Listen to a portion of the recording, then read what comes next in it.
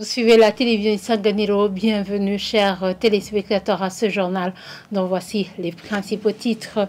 41% des ménages au Burundi sont touchés par l'insécurité alimentaire.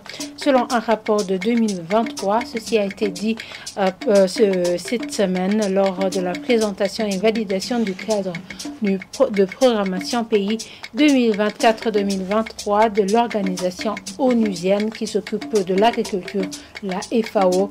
Vous aurez plus de détails au cours de ce journal.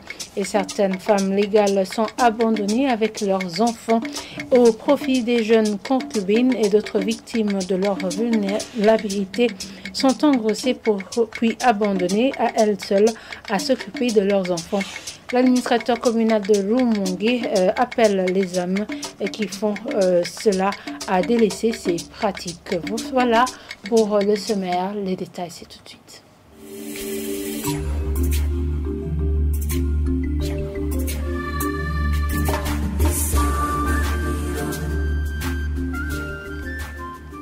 Encore une fois, bienvenue, chers téléspectateurs. 41% des ménages au Burundi sont touchés par l'insécurité alimentaire, selon un rapport de 2023. Ceci a été dit cette semaine lors de la présentation et validation du cadre de programmation pays 2024-2027 de l'organisation onusienne qui s'occupe de l'agriculture, la FAO. Pisang Dadimanao, représentant résident de la FAO au Burundi, fait savoir que les agences onusiennes sont complémentaires et que chacune en ce qui la concerne. Suivez-le. Cet indice n'a peut-être pas été réparti en tranches d'âge, en zone, en province ou en région, mais il apparaît quelque chose, c'est que nous travaillons pas seuls, pas en silo. Nous avons des agences avec lesquelles la FAO est spécifiquement sur cet aspect. Nous pouvons considérer la partie de la nutrition maternelle. Et cet aspect-là est en collaboration avec notre agence sœur qui est l'UNICEF. Nous avons le PAM qui intervient, je l'ai mentionné tantôt dans les programmes d'urgence, qui intervient sur les aspects distribution alimentaire et la mise à disposition des farines équilibrées. La FAO, quant à elle, intervient dans le sens d'une agriculture sensible à la nutrition. Et l'agriculture sensible à la nutrition, c'est quoi? C'est de pouvoir mettre à disposition des semences de qualité qui vont assurer une productivité élevée, donc en grosse quantité. Mais quand je parle de qualité, ce sont des semences qui sont renforcées avec des variétés renforcées, soit en nutriments.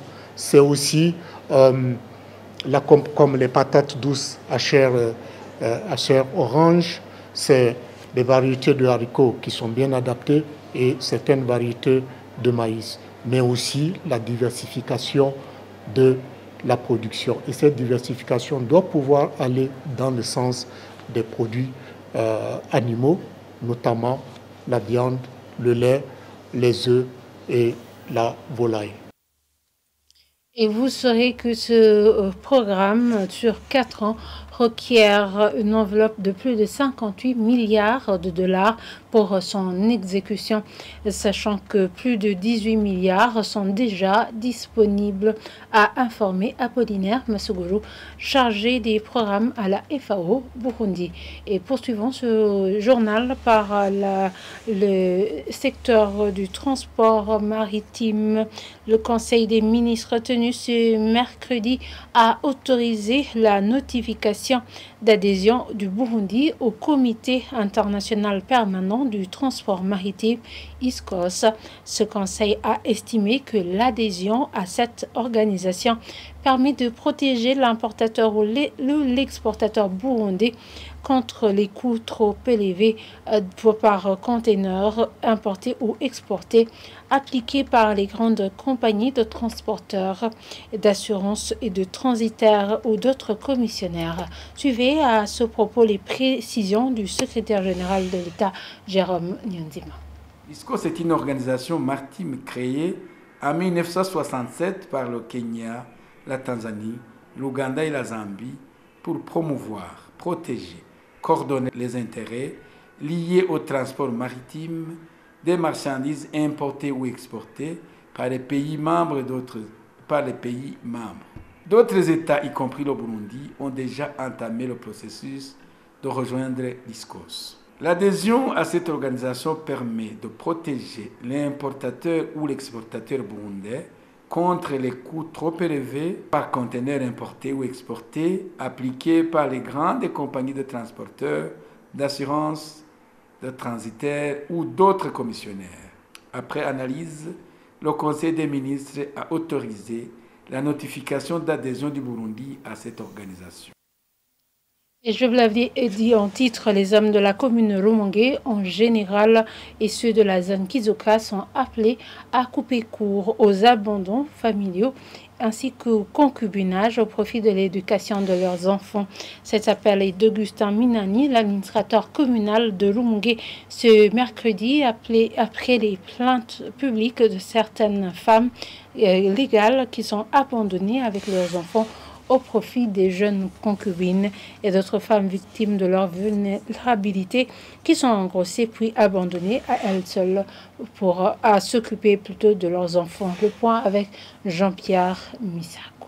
Cette femme, l'une des femmes de la zone Kizuka qui sollicite l'intervention de l'administration, est une femme légale, abandonnée par son mari avec leurs 8 enfants et devenant ainsi cheftaine de ménage.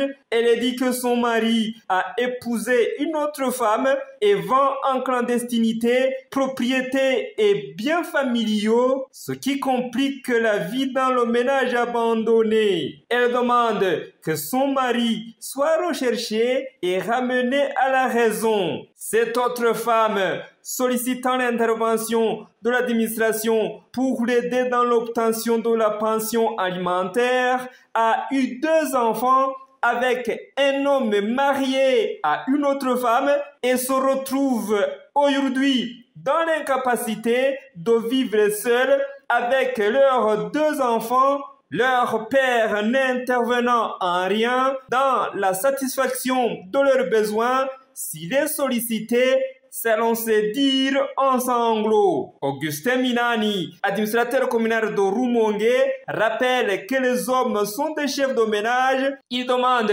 aux hommes mariés d'éviter le concubinage réprimé par la loi, et cela dans l'optique de consolider leur foyer. Un envoyé du tribunal de grande instance de Rumongue a demandé que la question de la pension alimentaire, déjà dans les mains des notables collinaires, soit inscrite dans les urgences. Et en international, l'Indonésie inaugure sa nouvelle capitale ce 17 août 2024, date anniversaire de l'indépendance nationale. La capitale actuelle étant menacée par la montée des eaux. La moitié de la ville se trouve sous le niveau de la mer, mais certains habitants espèrent encore sauver leur capitale historique. Le point avec ce reportage d'une confrère de France 24. Jakarta et ses 10 millions d'habitants sont en sursis. Située sous le niveau de la mer, la capitale indonésienne est en train de couler. Nous sommes maintenant à 3 ou 4 mètres sous le niveau de la mer. Vous pouvez voir ici que la maison fait en fait partie du barrage. Si vous faites simplement le tour, vous verrez que c'est le cas pour toutes ces maisons. Cet ingénieur hollandais a édifié un immense réseau de digues tout autour de Jakarta. Une véritable muraille contre la mer, longue de 32 km. Construite sur un sol instable, la mégalopole s'enfonce chaque année d'une dizaine de centimètres en moyenne. En tant qu'ingénieur, j'ai peur. Si cette digue venait à céder, ce serait un tsunami d'eau qui déferlerait. C'est une véritable menace. Une digue fragile et mal entretenue. La mer s'infiltre sous ses fondations.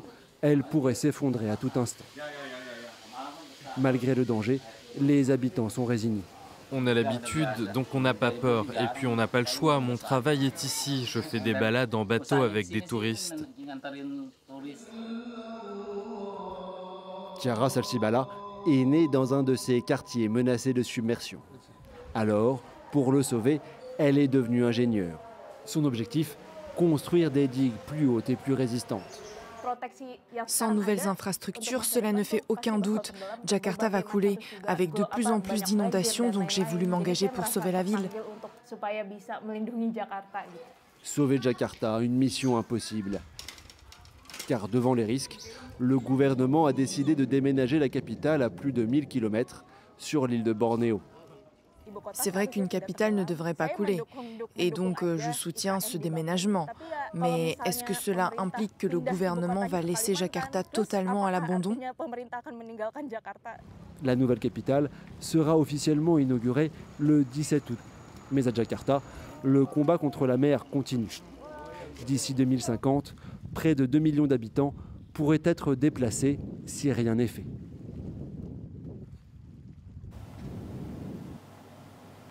Et voilà, c'est ici que nous clôturons ce journal. Merci de nous avoir suivis et très bonne suite de programme sur la télévision Isanganiro.